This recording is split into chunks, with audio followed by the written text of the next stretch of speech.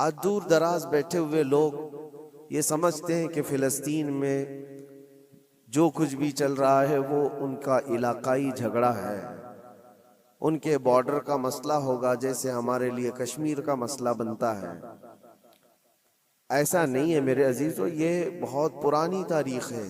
مسئلہ یہ ہے کہ وہاں پر دنیا کے 3 بڑے پرانے جو ادیان ہیں ان کا وہ محور و مرکز بنتا چلا جاتا ہے۔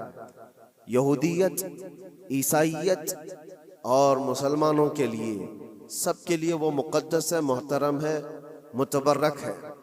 یہودی بھی اس کو مقدس مانتے، ان کا بھی قبلہ رہا، اور عیسائی بھی اس کو اپنا مقدس اور محترم عبادت گاہ کے طور پر دیکھتے ہیں، اس لیے کہ عیسیٰ علیہ السلام کی ولادت بھی وہاں قریب میں ہوئی، بیت لحم میں، اور عیسائیوں کے لیے بھی وہ ایک مرکز کی حیثیت رکھتا ہے۔ اور یہ آسمانی مذاہب میں ایمان والے مسلمانوں کے لیے بھی وہ مقدس و متبرک ہے۔ اس کی وجہ چاہے جو بھی ہو، قرآن پاک میں اس کا ذکر ہے، اور نبی پاک صلی اللہ علیہ وسلم نے وہاں سے معراج فرمائی، معراج کا سفر شروع فرمایا۔ تو اس اعتبار سے 3 بڑے ادیان جو دنیا کے ہیں ان میں یہ اختلاف کا مسئلہ آج سے نہیں رہا، برسوں سے رہا۔ چلیں اگر آج کوئی ہم پر یہ الزام لگاتا ہے یہ کہ مسلمانوں کا اور یہودیوں کا مسئلہ ہے، تو میرے عزیزو، فلسطین میں مسلمانوں کے آنے سے پہلے کی اگر تاریخ آپ پڑھیں گے تو یہودیوں اور عیسائیوں میں کئی جنگیں وہاں پر ہوئی، کئی جنگیں بیت المقدس کو لے کر کے۔ بیت المقدس میں پہلے یہودیوں کا غلبہ تھا، تو عیسائیوں کا بادشاہ ٹائٹس اور ہرکیولس، یہ سب بادشاہوں کے جو نام ہیں آپ تاریخ میں پڑھیں، یہ حضور پاک صلی اللہ تعالی علیہ وسلم کی آمد سے پہلے والے، انہوں نے طاقت حاصل کی، غلبہ حاصل کیا۔ تو ٹائٹس جو بادشاہ تھا عیسائیوں کا، اس نے اتنا قتل عام کیا تھا یہودیوں کا، اتنا قتل عام کہ پورے فلسطین کی زمین خون سے بہہ رہی تھی اس زمانے میں۔ اور پھر جب یہودیوں کا غلبہ آیا تھا تو یہودیوں نے عیسائیوں کا قتل عام کیا تھا، کسی کو چھوڑا نہیں تھا۔ تو بیت المقدس کے حصول کے لیے، اس پر غلبہ حاصل کرنے کے لیے جنگیں برسوں سے چلی، بہت برسوں سے۔ پھر جب وہ دور آیا، حضور پاک صلی اللہ تعالی علیہ وسلم نے اعلان نبوت فرمایا، اسلام پوری دنیا میں پھیلنے لگا، پھر بھی حضور اکرم صلی اللہ علیہ وسلم کی زندگی پاک میں بیت المقدس پر، مسجد اقصی پر مومنین کا یا مسلمانوں کا وہ غلبہ نہیں تھا۔ زمانہ بیت گیا، حضرت عمر فاروق رضی اللہ تعالیٰ عنہ کا زمانہ آیا۔ جب حضرت عمر فاروق کا زمانہ آیا تو اسلامی سلطنت کی سرحدیں بہت دور دور تک پھیل گئیں، مصر فتح ہو گیا، ایران فتح ہو گیا، روم فتح ہو گیا، بہت سارے علاقے فتح ہو کر اسلام میں داخل ہوئے۔ تو ایک محاذ فلسطین فتح کرنے کے لیے بھی حضرت عمر فاروق کے زمانے میں بھیجا گیا، جس میں حضرت ابو عبیدہ بن جراح رضی اللہ تعالیٰ عنہ بھی موجود تھے۔ اور وہ اسلامی لشکر جب گیا تو فلسطین کو ان لوگوں نے فتح کیا۔ فلسطین جب فتح ہوا، بیت المقدس جب حاصل کیا گیا، وہ بھی تاریخ بڑی عظیم ہے میرے عزیزوں۔ وہاں اس وقت عیسائیوں کا غلبہ تھا، یہودیوں کو نکال کر پھینک دیا گیا، مار دیا گیا، جیسے بھی ان کے ہر بار ہوتے تھے۔ جب ان کا غلبہ آئے تو ان کو مارے، ان کا غلبہ آئے تو ان کو مارے، یہ جنگیں چلتی تھی۔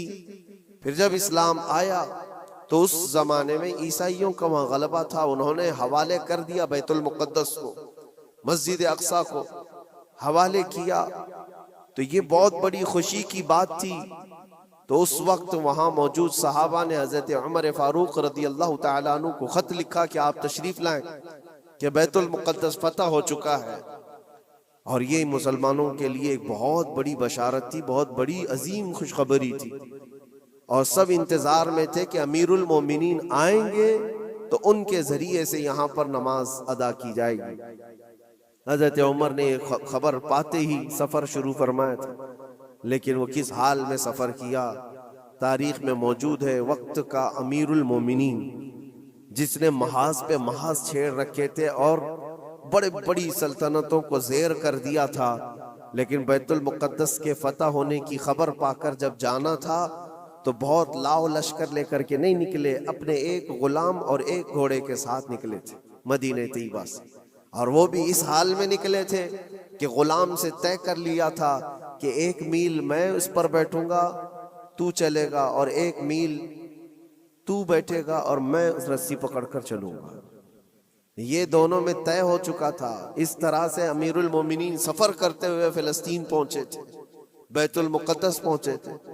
حضرت عمر فاروق رضی اللہ تعالیٰ، یہ باتیں آج اس لیے بتا رہا ہوں کہ جنہوں نے خون کا بازار گرم کر رکھا ہے، اور جو ہم پر یہ الزامات ہیں کہ تلوار کے زور پر علاقے حاصل کیے، تو حضرت عمر کی یہ سیرت بھی بتاؤ، یہ تاریخ بھی بتاؤ کہ فاتح قوم کس طرح سے جاتی ہے، اکڑ کر، لوگوں کو پکڑ کر نہیں۔ حضرت عمر جب بیت المقدس کے فتح کے بعد فلسطین آ رہے تھے، خبر مشہور ہو گئی، عیسائی بھی مسلمان بھی جو وہاں موجود تھے سب لوگ امیر المومنین کو دیکھنے کے لیے باہر نکلے تھے۔ اتفاق ایسا تھا کہ فلسطین جب قریب تھا تو سواری پر بیٹھنے کی باری غلام کی تھی، حضرت عمر کی باری رسی پکڑنے کی تھی۔ وہ رسی پکڑ کر کے وہاں قریب پہنچے تو لوگوں نے یہ سوچا جو سواری پر بیٹھا ہے وہ امیر المومنین ہے، لوگ سب اس کے پیچھے دوڑنے لگے۔ تو وہاں موجود صحابی رسول حضرت ابو عبیدہ نے کہا، اے لوگو، تم غلط فہمی میں ہو، سواری پر بیٹھا ہوا امیر المومنین نہیں، گھوڑے کی رسی پکڑا ہوا وہ امیر المومنین، وہ تو غلام ہے ان کا۔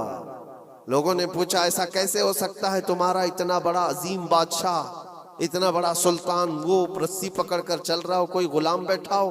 کہا یہی تو اسلام کا عدل ہے، فاروق اعظم کا عدل ہے۔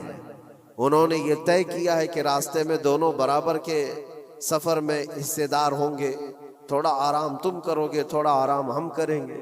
ان اخلاق کو دیکھ کر موجود کئی لوگوں نے اسلام قبول کیا تھا۔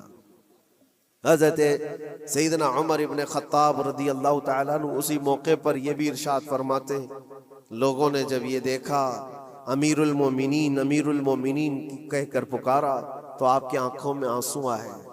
فتح بیت المقدس کے موقع پر میرے عزیزو ہو سکتا ہے کسی کا سینہ چوڑا ہو جائے کہ بیت المقدس فتح کر لیا ہے، اب ہم نے مسلمانوں کا قبلہ اول واپس آ گیا ہے۔ اس لیے کہ تاریخ میں پہلے سے موجود ہے اور بعد میں بھی کہ جس بادشاہ نے وہاں پر چڑھائی کی اور فتح کیا، غلبہ حاصل کیا، اس نے غرور، کرورتا ایسی دکھائی کہ سارے لوگوں پر یہ دھوس جمانا چاہا کہ یہ میری طاقت کا دیکھ لو، میں جب طاقت سے چڑھائی کرتا ہوں تو کیا حالات ہوتے ہیں۔ سب کو، جس بادشاہ نے بھی بیت المقدس پر چڑھائی کی ہے، اس نے اپنا غرور اور اپنا گھمنڈ لوگوں کو دکھایا۔ یہ امیر المومنین عمر ابن خطاب تھے، جب بیت المقدس فتح ہونے کے بعد آئے تھے تو آنکھوں میں آنسو تھے اور روتے ہوئے لوگوں سے کہا، اے لوگوں، میری کوئی حیثیت نہیں، میں تمہیں بتاتا ہوں، میں خطاب کا بیٹا عمر ہوں۔